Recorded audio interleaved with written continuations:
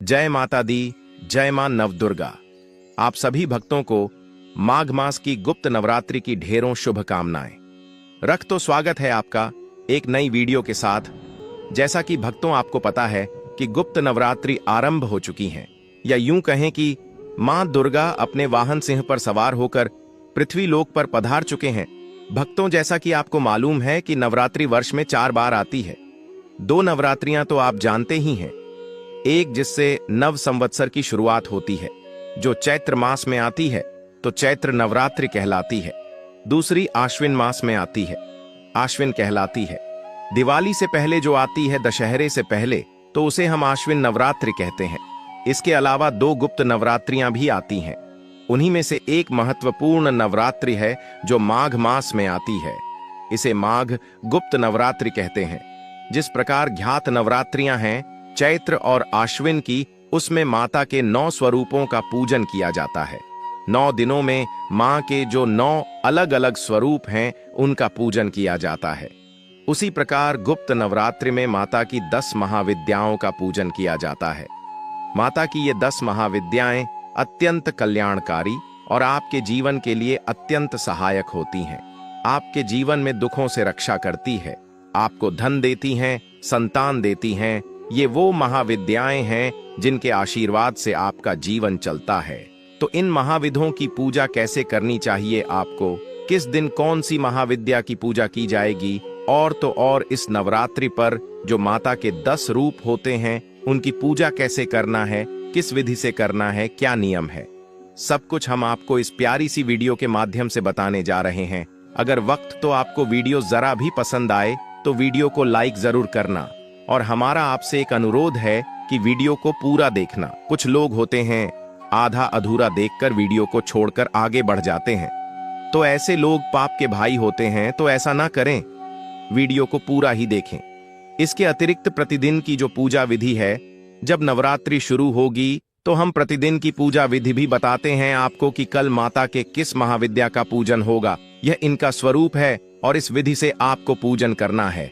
इस प्रकार का मंत्र है, क्या भोग है, क्या पुष्प है, क्या रंग है, वह सब हम आपको इस वीडियो के माध्यम से बताएंगे आपको कि कौन सी वह महाविद्याएं हैं जिनका आपको पूजन करना है, और कौन कौन से वह कर्म है जो आपको प्रथम दिन से शुरू करने हैं।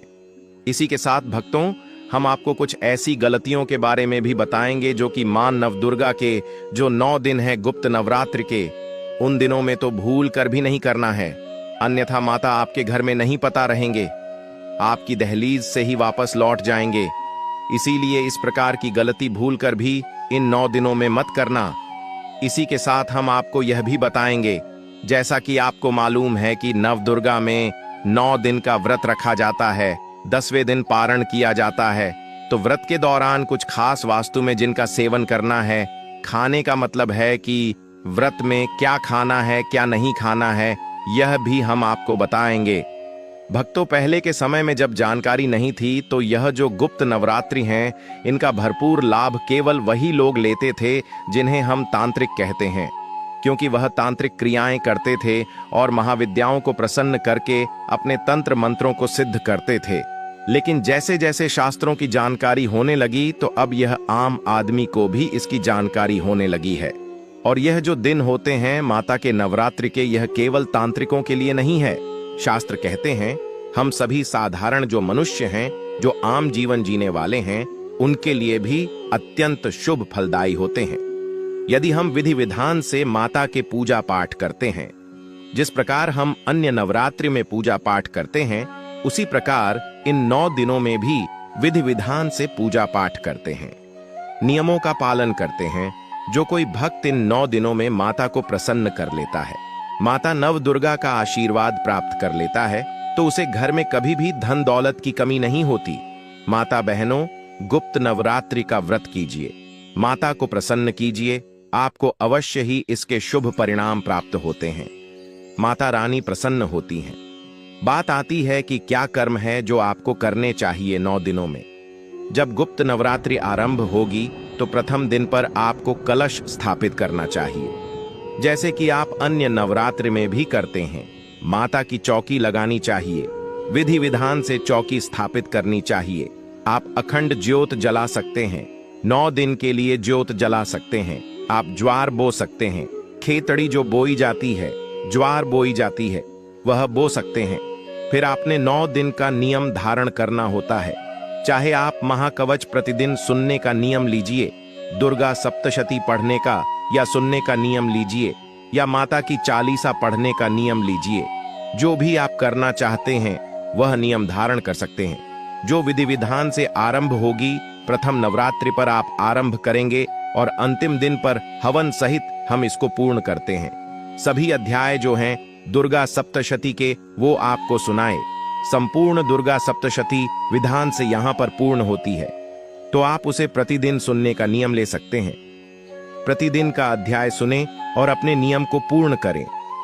दुर्गा रक्षा कवच बड़ा ही कल्याणकारी होता है।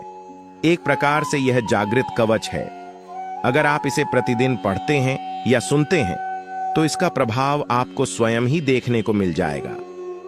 आप इसे नवरात्रि में 9 दिन अवश्य सुनिए। आप दुर्गा रक्षा कवच प्रतिदिन सुनने का नियम ले सकते हैं। बहुत कल्याणकारी और बहुत ही प्रभावी है।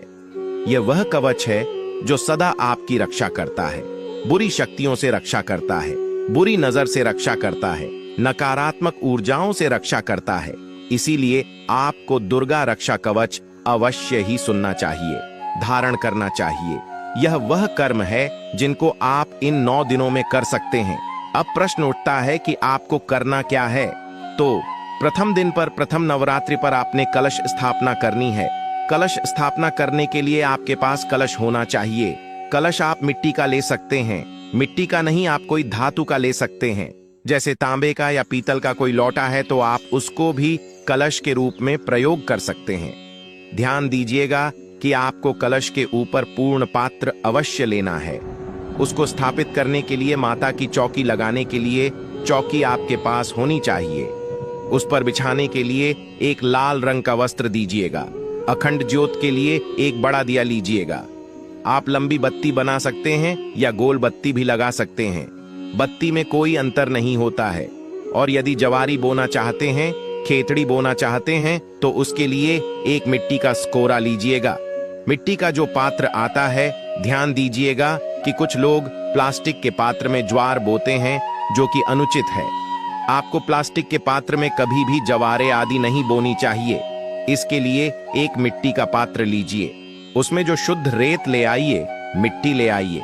उपजाऊ हो तो अन्यथा जो नदी का रेत होता है वह भी बड़ा उपयोगी होता है, वह आप प्रयोग कर सकते हैं। दिल्ली जैसे शहरों में तो बड़े आसानी से मिल जाता है, दुकानों पर मिल जाता है। आपके यहाँ भी अवश्य ही मिल ही जाता होगा। माता को अर्पित करने के लिए एक चुनरी होगी जो आपको पहले से लाकर रखनी होगी। इसके अतिरिक्त पूजा के लिए आपके पास रोली, मौली, पान, सुपारी, लौंग, इलायची, धूप, दीप, अक्षत, लाल रंग का पुष्प विशेष रूप से मिल जाए तो उत्तम है। एक नारियल आपने लेना है। पानी वाला नारियल आप अगर लेते हैं तो उत्तम रहेगा। जिन प्रदेशों में पानी वाले नारियल नहीं मिलते वह सूखा नारियल भी ले सकते हैं। पानी वाला जटा वाला नारियल लेना है। ऐसा नहीं कि खाली बिना जटा का लें, तो जटा वाला आपने नारियल लेना है। पान के पत्तों की अगर हम बात करें तो प्रतिदिन की पूजा में एक एक पान का पत्ता प्रयोग होगा। उसके अनुसार आपने पान के पत्ते रखने हैं और प्रतिदिन की पूजा में 2 लौंग, 2 इलायची और एक एक सुपारी का प्रयोग होना है। अब बात आती है कि जो कलश होगा, कलश में हमें क्या क्या वस्तुएं डालनी है, उसके लिए क्या है। कलश में डालने के लिए एक चांदी का सिक्का आपके पास हो तो बहुत उत्तम है। चांदी के सिक्के के अतिरिक्त थोड़ी सी दूरवा लीजिएगा। एक हल्दी की गांठ ले लीजिएगा और सुपारी ले लीजिएगा। थोड़े से अक्षत चाहिए। यह सामग्री है जो आपने कलश के भीतर डालनी है।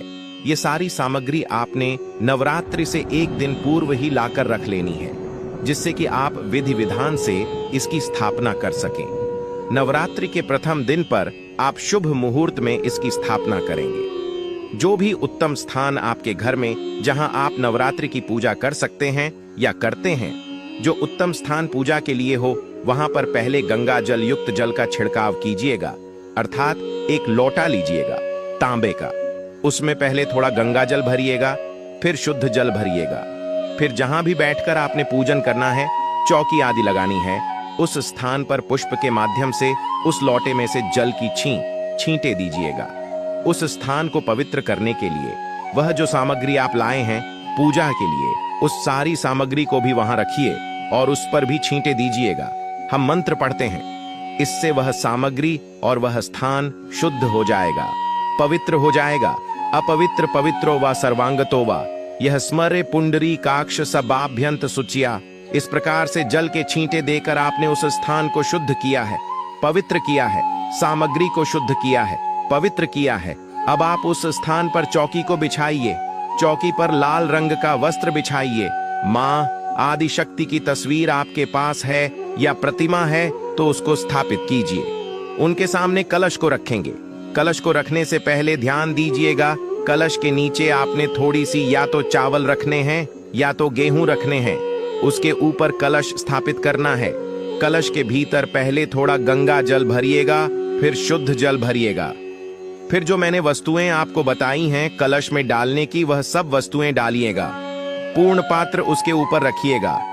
पूर्ण पात्र में थोड़े से गेहूं या चावल रखने हैं, खाली नहीं छोड़ना है पूर्ण पात्र को। और उसके ऊपर हमने रख देना है नारियल। नारियल जटा वाला नारियल होगा। उस पर या तो चुनरी लपेट लीजिएगा या फिर आप मौली है, मौली लपेट दीजिएगा और उसके बाद उस नारियल को वहां पर रखेंगे।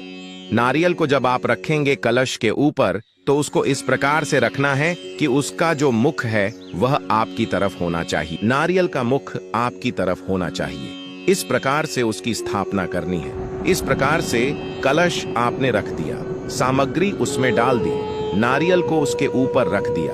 अब आपने जवारे बोने हैं। जवारे बोने हैं तो जो खेतद्धी आदि बोने के लिए आपका मिट्टी का पात्र है उसको धो लीजिए अच्छे से। पहले धोने के बाद उसमें पहले रेत डालिए, रेत डालकर मिट्टी डालिए, फिर उसमें जौ डालिए, थोड़े थोड़े ऊपर से डाल दीजिए। फिर एक पतली सी बारीक लेयर ऊपर से फिर मिट्टी की डालिए, थोड़े से जल के उसमें दे दीजिए और वहां स्थापित कर दीजिए। अब घी का दिया रखेंगे। अखंड ज्योत, ज्योत को रखने से पहले स्थान बनाइए। ज्योत के नीचे या तो थोड़े से चावल रखिए या तो थोड़े से गेहूं रखिए, उसके ऊपर ही आपने ज्योत रखनी है। कभी भी दीपक जो है वो सीधा नहीं रखा जाता, डायरेक्ट नहीं रखा जाता, नीचे आसन दिया जाता है। तो आसन के रूप में वो रखिए, उसके ऊपर उस ज्योत को स्थापित कीजिए, उसमें घी भर दीजिए। इस प्रकार से आपने माता की तस्वीर को विराजमान किया, कलश को स्थापित किया अर्थात रखा है। पूजन के बाद उसकी स्थापना होगी। ज्वार आपने बो दिए हैं और दीपक को आपने स्थापित कर दिया है, स्थान दे दिया है। ये सारी चीजें इस प्रकार से रख देनी है। फिर आप इनकी विधि विधान से पूजा करके स्थापना करेंगे। गुप्त नवरात्रि प्रतिपदा तिथि से प्रारंभ होती है। शुक्ल पक्ष की तिथि से प्रतिपदा तिथि का प्रारंभ हो रहा है। 19 जनवरी 2026 को सुबह 1:21 पर और प्रतिपदा तिथि का समापन हो रहा है। 20 जनवरी 2026 को सुबह 2:14 पर तो सूर्योदय कालीन तिथि के अनुसार 19 जनवरी 2026 सोमवार से गुप्त नवरात्रि का प्रारंभ होगा। नवरात्रि के पहले दिन मां शैलपुत्री की पूजा की जाती है। कलश की स्थापना करते हैं तो विधि विधान से कलश की स्थापना करके पूजा का प्रारंभ हम करेंगे। 19 जनवरी 2026 से 20 जनवरी को द्वितीया तिथि है। इस दिन मां ब्रह्मचारिणी की पूजा करेंगे। नवरात्रि की तृतीया तिथि 21 जनवरी बुधवार के दिन है और इस दिन हम मां चंद्रघंटा की पूजा करेंगे। नवरात्रि का चौथा दिन 22 जनवरी 2026 गुरुवार को है और इस दिन मां कुष्मांडा की पूजा हम करेंगे। गुप्त नवरात्रि के 5वें दिन मां स्कंद माता की पूजा की जाती है। तो 23 जनवरी 2026 को मां स्कंद माता की पूजा करेंगे और इसी दिन बसंत पंचमी का पावन पर्व भी है। गुप्त नवरात्रि की षष्ठी तिथि 24 जनवरी 2026 को है। इस दिन मां कात्यायनी की पूजा करेंगे। नवरात्रि के 7वें दिन सप्तमी तिथि अर्थात रविवार 25 जनवरी को मां दुर्गा के 7वें स्वरूप मां कालरात्रि की पूजा करेंगे। नवरात्रि की अष्टमी तिथि 26 जनवरी सोमवार को है। तो सोमवारी दुर्गा अष्टमी का शुभ संयोग भी आपको प्राप्त होगा और इस दिन हम मां महागौरी की आराधना करेंगे। गुप्त नवरात्रि की नवमी तिथि हमें मंगलवार 27 जनवरी 2026 को प्राप्त हो रही है। इस दिन मां सिद्धिदात्री की पूजा करेंगे। कन्या पूजन, हवन इत्यादि सभी कार्य 27 जनवरी 2026 मंगलवार को ही किए जाएंगे। जो भक्त नवरात्रि का व्रत धारण करेंगे उन्हें व्रत का पारण दशमी तिथि पर करना है, अर्थात बुधवार 28 जनवरी 2026 को। इस प्रकार नवरात्रि का प्रारंभ 19 जनवरी 2026 को होगा और इसका समापन 27 जनवरी नवमी तिथि पर होगा। दशमी तिथि को व्रत का पारण किया जाएगा। जो भक्त व्रत करेंगे उनके लिए 28 जनवरी व्रत के पारण का दिन होगा। वैसे आप चाहे तो 27 जनवरी को भी कन्या पूजन, हवन इत्यादि करने के बाद व्रत का पारण कर सकते। कलश स्थापना का शुभ मुहूर्त नवरात्रि के पहले दिन कलश की स्थापना करनी है। तो शुभ मुहूर्त इस प्रकार है। कलश की स्थापना आप सुबह सूर्योदय के बाद सुबह 7:14 से सुबह 8:34 तक कर सकते हैं। सुबह 8:34 से राहु काल प्रारंभ हो जाएगा और राहु काल में कोई भी शुभ कार्य नहीं किया जाता। इसलिए यदि आप सुबह कलश स्थापना करना चाहते हैं तो सूर्योदय से पहले सारी तैयारी करके रखें और सुबह 7:14 से 8:34 के बीच कलश की स्थापना कर लें। यदि किसी कारणवश इस समय में कलश की स्थापना नहीं कर पाते हैं तो आप अभिजीत मुहूर्त में कलश की स्थापना कर सकते हैं। अभिजीत मुहूर्त का समय है दोपहर 12:01 से दोपहर 12 पितृतार तक। इस समय में भी आप विधि विधान से कलश की स्थापना कर सकते हैं। कलश की स्थापना नहीं करते हैं, किसी भी कारणवश अगर आप कलश की स्थापना नहीं कर रहे हैं तो भी आपको प्रतिदिन पूजा अवश्य करना है। मतलब सुबह और शाम आप पूजा कीजिए, भोग लगाइए, माता रानी को आरती कीजिए, मंत्रों का जप जरूर कीजिए और उपाय आप कर सकते हैं। चाहे फिर आप कलश की स्थापना नहीं भी करते हैं तो भी आप सभी उपाय कर सकते हैं। इस प्रकार से शुभ मुहूर्त में की गई पूजा पाठ का भी निष्फल नहीं जाता, हमेशा ही लाभ प्रदान करता है, क्योंकि शास्त्र भी कहते हैं कि मां नवदुर्गा आपकी सच्ची भक्ति को देखते हैं। तो चलिए भक्तों, हम आपको उन गलतियों से भी परिचित करा देते हैं, उनके बारे में बता देते हैं जो कि आपको इन 9 दिनों में भूलकर भी नहीं करना है, अन्यथा व्रत का कोई भी फल आपको प्राप्त नहीं हुआ, उल्टा आपको दोष लगा सकता है। तो चलिए जान लेते हैं। गुप्त नवरात्रि के 9 पावन दिनों में साधक को अत्यंत संयम, शुद्धता और नियमों का पालन करना चाहिए, क्योंकि यह समय विशेष रूप से तंत्र साधना, मंत्र जप और आंतरिक साधना का होता है। इन दिनों भूलकर भी असत्य बोलना, छल कपट करना, किसी का अपमान करना, क्रोध करना या मन में द्वेष रखना व्रत को कमजोर कर देता है और माता नवदुर्गा की कृपा से वंचित कर सकता है। मद्यपान, मांसाहार, तंबाकू, नशा, जुआ, गलत संगति जैसे कार्य पूर्णतः वर्जित माने गए हैं, क्योंकि ये साधना की शुद्धता को नष्ट करते हैं। काम विकार, अश्लील विचार, परनिंदा, चुगली और अहंकार भी साधक की ऊर्जा को क्षीण कर देते हैं। गुप्त नवरात्रि में पूजा पाठ में आलस्य, मंत्रों का अपमान, बिना स्नान पूजा करना, अपवित्र वस्त्र पहनना, पूजा स्थान को गंदा रखना या नियम तोड़कर व्रत में लापरवाही करना भी गंभीर भूल मानी जाती है, जिससे व्रत खंडित हो सकता है। इसके साथ ही स्त्री अपमान, माता पिता और गुरु का अनादर, जीव जंतुओं को कष्ट देना भी माता रानी को अप्रसन्न करता है। इसलिए इन 9 दिनों में मन, वचन और कर्म से पवित्र रहते हुए श्रद्धा, संयम, ब्रह्मचर्य और सेवा भाव अपनाना चाहिए। तभी गुप्त नवरात्रि की साधना सफल होती है और माता नवदुर्गा की कृपा प्राप्त होती है। आप बात करें कि व्रत में क्या खाना चाहिए।